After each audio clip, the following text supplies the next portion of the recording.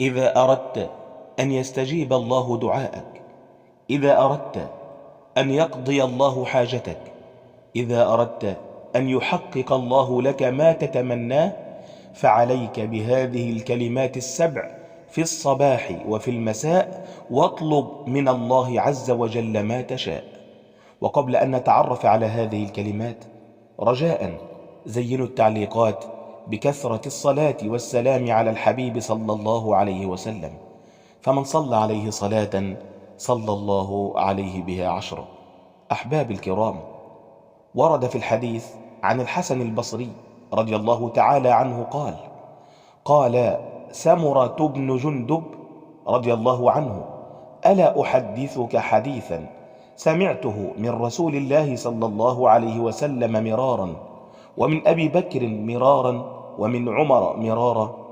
قلت: بلى. قال: من قال إذا أصبح وإذا أمسى: اللهم أنت خلقتني وأنت تهديني وأنت تطعمني وأنت تسقيني وأنت تميتني وأنت تحييني، لم يسأل الله شيئا إلا أعطاه الله إياه. قال سمرة: فلقيت عبد الله بن سلام فقلت: ألا أحدثك حديثا سمعته من رسول الله مرارا، ومن أبي بكر مرارا، ومن عمر مرارا؟ قال: بلى. فحدثته بهذا الحديث، فقال: بأبي وأمي رسول الله صلى الله عليه وسلم، هؤلاء الكلمات كان الله عز وجل قد أعطاهن موسى عليه السلام، فكان يدعو بهن في كل يوم 7 مرات، فلا يسأل الله عز وجل شيئا إلا أعطاه إياه.